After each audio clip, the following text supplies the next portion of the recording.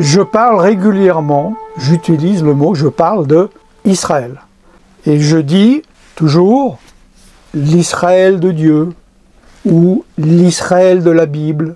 Et il y a toujours des personnes qui disent « Oui, regardez ce que l'État d'Israël a fait, regardez le gouvernement, comment pouvez-vous tolérer cela, ou ce n'est pas le vrai État d'Israël, regardez la manière dont le pays a commencé, où les Israéliens juifs qui y habitent ne sont pas les vrais juifs, etc. » Alan Rich a vraiment raison de préciser sa pensée, parce que nous ne sommes pas des fanatiques d'Israël pour justifier le mal ou les choses mauvaises que le gouvernement d'Israël fait. Il faut bien faire une séparation. Il y a le gouvernement laïque d'Israël qui agit envers Gaza d'une manière horrible.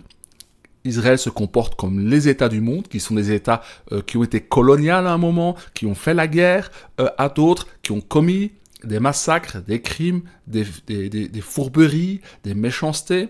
Mais nous savons que Israël est dans les douleurs de l'enfantement. C'est-à-dire qu'Israël n'est pas encore arrivé à ce qu'elle doit être. Et vous pouvez vous positionner par rapport à ça d'une manière claire et précise. Il est vrai que des prophéties bibliques annonçaient qu'un jour, Israël allait redevenir une nation. Après que Titus, en 70, ait détruit Israël, que le peuple d'Israël a été dispersé dans le monde, voilà maintenant qu'Israël est revenu sur sa terre. Et évidemment, il y a des laïcs, il y a des ashkénazes, comme le dit Alan Rich, il y a différentes composantes. Il y a une composante païenne qui est là, qui fait de la politique, et on peut dire qu'Israël n'est pas comme elle l'était autrefois, où c'est l'Éternel qui conduisait toutes choses. Mais Israël est dans les douleurs de l'enfantement. C'est-à-dire qu'Israël se comporte comme une nation parmi les nations. Mais cela va s'arrêter. Mais c'est à travers la douleur et la souffrance qu'Israël va se repentir et retrouver sa place. Elle ne peut retrouver sa place que en Christ. Car quand ils le verront, quand ils verront celui qu'ils ont percé, alors ils pleureront comme un fils unique qu'on a perdu. Et là, ils reconnaîtront qu'ils se sont égarés. Et le rétablissement d'Israël sera grand. Quand je parle de rétablissement d'Israël, c'est tous ceux qui sont appelés à la repentance et à la conversion. Alors, les Juifs ne se convertissent pas au christianisme. Les Juifs rentrent dans la rappel, dans la révélation de Jésus. Ils rentrent dans l'espérance qui leur a été confiée. Mais si nous nous convertissons, nous qui étions païens, qui étions du monde, sans Dieu, sans foi, sans le culte, si nous nous convertissons, c'est parce que Israël a été aveuglé pour un temps en ne reconnaissant pas Jésus comme le Messie. Donc la faute et la faiblesse d'Israël sont dans ce que vous comprenez. On va me dire, oui, vous idolâtrez un peuple, vous comprenez rien à la situation, vous judaïsez, vous êtes tombé dans la loi. Vraiment, il y a un amalgame absolument incroyable. Et ces personnes, et c'est peut-être votre cas, il y a des gens intelligents. Alors c'est vrai que quand nous parlons beaucoup d'Israël et que nous sommes, par les Écritures, par les enseignements centrés sur Israël, il y a une raison à cela. La raison, c'est que l'Église, l'Ecclésia, l'assemblée des disciples qui sont dans la continuité apostolique, c'est-à-dire qui sont dans la continuité de Jésus et des apôtres qui ont écrit les évangiles, dont l'apôtre Paul. Si vous voulez être un disciple de Jésus, et j'aime pas dire le terme chrétien, parce que le terme chrétien ne veut plus rien dire. Certains pensent que nous parlons beaucoup d'Israël, que nous judaïsons. Non, nous sommes des païens convertis à l'évangile, qui sont rentrés dans l'alliance qu'Israël possède, l'alliance de salut en Jésus-Christ.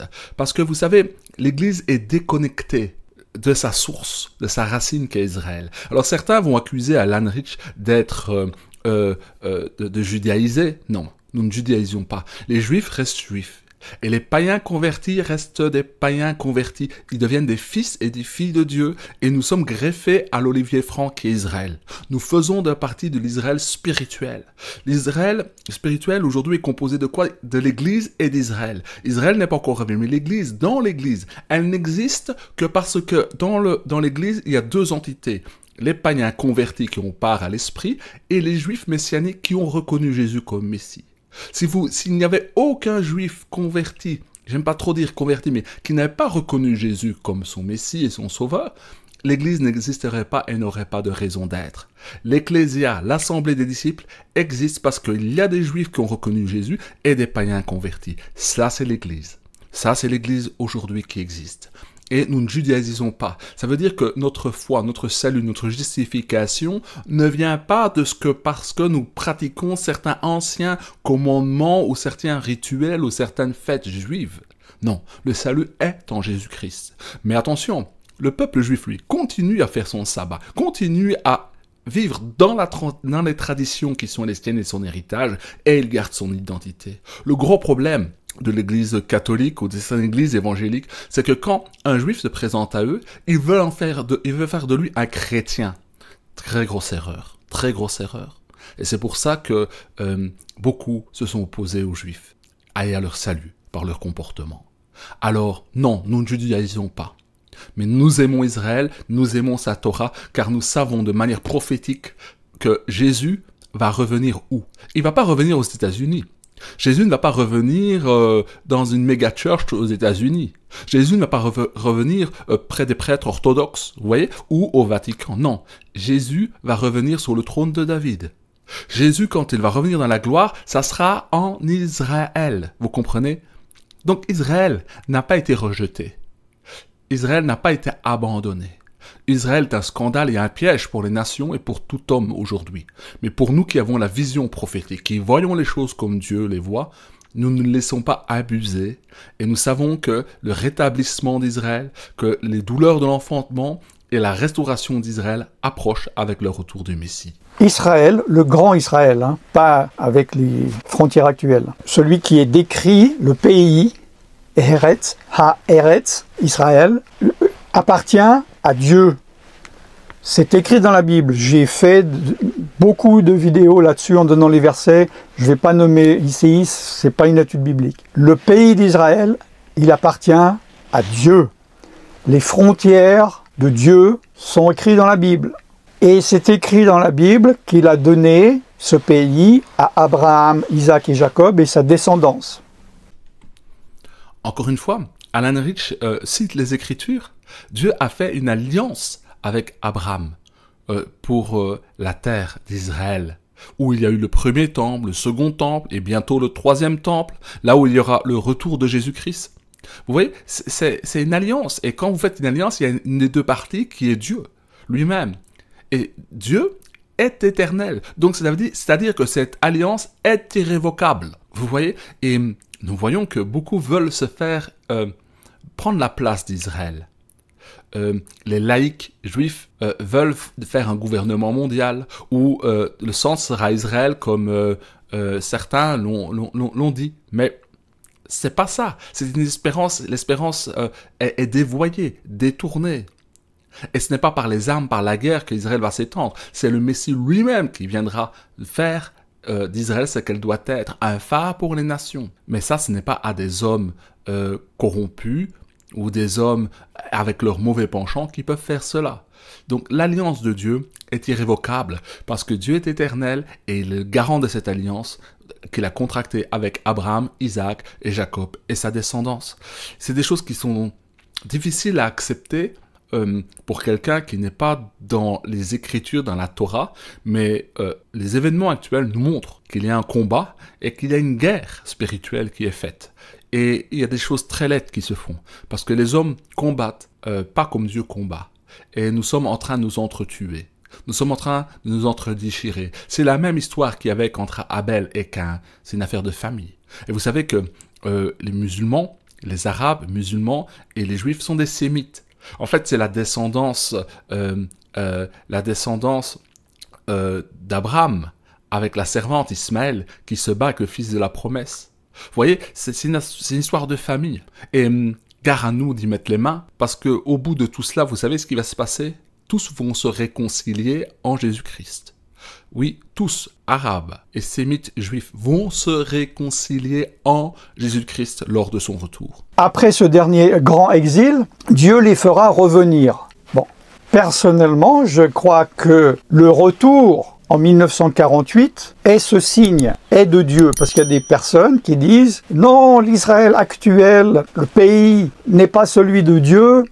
Les juifs qui sont dedans ne sont pas les juifs de Dieu, ils voudraient que tout le monde reparte, ou tuer tout le monde, et refaire une fois un pays, et ramener les vrais juifs selon eux, qui sont incapables de nommer.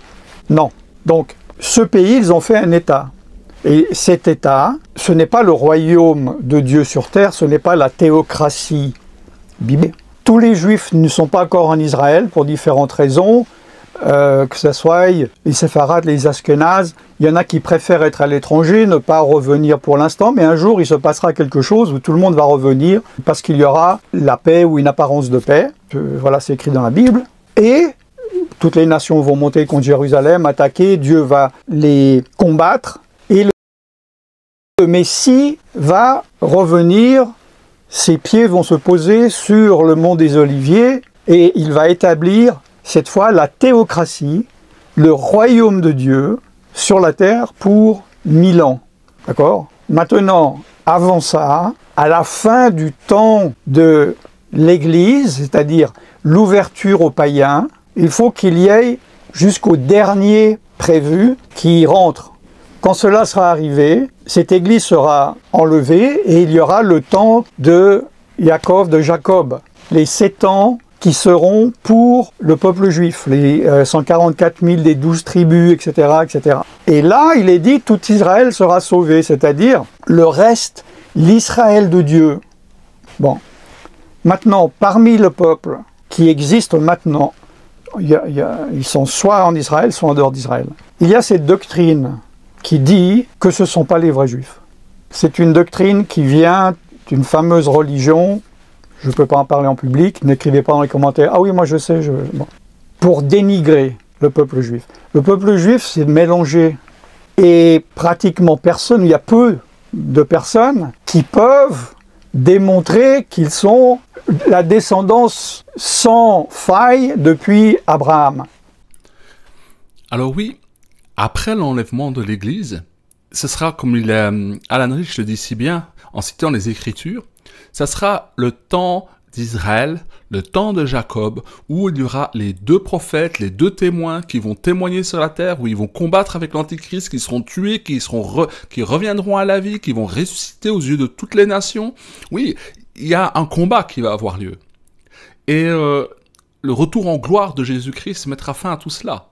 Mais avant cela, il y a l'enlèvement qui va arriver. Et vous savez, en regardant, vous savez qu'à l'heure actuelle, avec la guerre qu'il y a, le combat, la guerre, on peut pas dire une guerre, mais le combat, la guerre qui est avec la Palestine, avec Gaza, avec l'Iran, beaucoup de Juifs, pour le moment, ne reviennent plus en Israël, car Israël n'est pas un lieu sûr pour le moment. Et il faut que, comme l'a dit Alan Rich, il faut absolument qu'il y ait une paix qui paraît certaine pour que tous ceux qui doivent revenir reviennent encore en Israël. Et nous sommes déjà dans une première phase où maintenant ça a stoppé. Les gens ne reviennent plus. Il y a même des personnes, vous vous rendez compte, ils sont en train de quitter Israël parce qu'ils ont peur. Donc ça bouge beaucoup. Vous savez que l'horloge prophétique, c'est Israël. Si vous voulez comprendre le temps de Dieu, il faut regarder Israël et faire la correspondance avec les prophéties.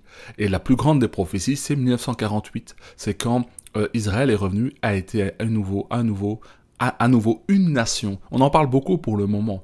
Mais vous savez, Dieu utilise les circonstances bonnes et mauvaises pour atteindre le but qu'il s'est donné. Parce que le maître du mouvement historique, de l'histoire, c'est Dieu, c'est le Seigneur.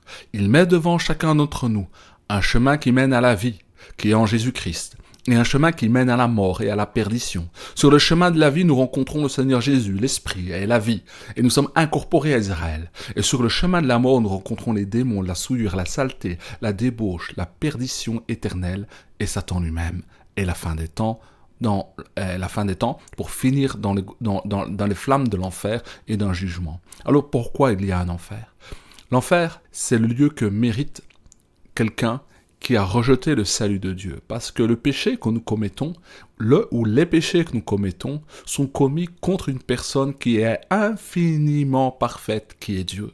Et quand un péché est commis contre quelqu'un d'infiniment parfait, infiniment glorieux qui est Dieu, la faute est infiniment grave et mérite l'enfer, la damnation éternelle et les souffrances éternelles où il y a des grincements de dents et de pleurs. Mais Pour ceux qui reçoivent gratuitement le pardon de leurs péchés en Jésus-Christ, ceux-là, c'est la gloire. Ceux-là sont rétablis à l'image de Dieu et pourront contempler la gloire de Dieu. Et avant cela, ils reçoivent déjà l'Esprit de Dieu en eux pour avoir le sceau écrit dans leur cœur qu'ils sont justifiés, rendus justes malgré les péchés que nous commettons. Mais nous avons la force de Dieu qui est en nous, qui nous aide à dépasser notre mauvais penchant en marchant par la foi.